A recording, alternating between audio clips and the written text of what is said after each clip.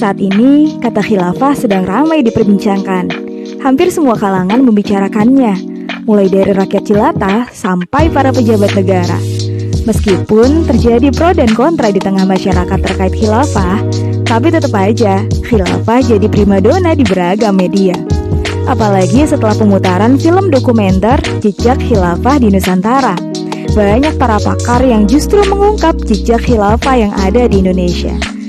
Nah, secara garis besar sebenarnya ada dua alasan kenapa sih kita harus memperjuangkan dan menerapkan khilafah. Yang pertama adalah karena konsekuensi keimanan kita kepada Allah Subhanahu wa Ta'ala. Allah Subhanahu wa Ta'ala berfirman di dalam surat Al-Baqarah ayat 208 yang artinya, "Hai orang-orang yang beriman, masuklah kamu ke dalam Islam secara keseluruhan, dan janganlah kamu turuti langkah-langkah setan. Sesungguhnya setan itu musuh yang nyata bagimu." Nah, Allah sudah jelas memerintahkan kita untuk masuk Islam secara menyeluruh kan guys. Tapi tanpa khilafah, Islam kafah seolah cuma khayalan atau teori belaka. Gak bisa diterapkan dalam kehidupan nyata. Riba yang jelas haram malah jadi nadi ekonomi negeri. Perzinahan pun dianggap hak asasi pribadi. Pakai helm wajib, sedangkan pakai jilbab cuma mubah doang sis. Selain itu, Allah Subhanahu wa Ta'ala juga berfirman di dalam surat Al-Baqarah ayat 30 yang artinya, "Ingatlah ketika Tuhanmu berfirman kepada para malaikat, sungguh aku akan menjadikan di muka bumi khalifah."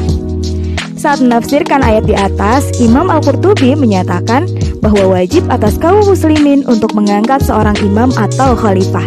Ia lalu menegaskan, tidak ada perbedaan pendapat mengenai kewajiban mengangkat khalifah tersebut di kalangan umat dan para imam mazhab, kecuali pendapat yang diriwayatkan dari Al-Alsam yang tuli terhadap syariah dan siapa saja yang berpendapat dengan pendapatnya serta mengikuti pendapat dan mazhabnya.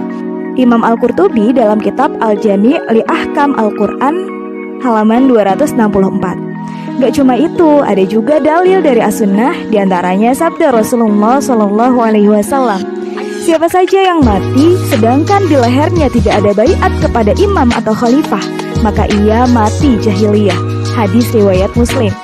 Nah, berdasarkan hadis di atas, menurut Syekh Ad-Dumaiji bahwa mengangkat seorang imam atau khalifah hukumnya wajib guys, bukan sunnah apalagi haram.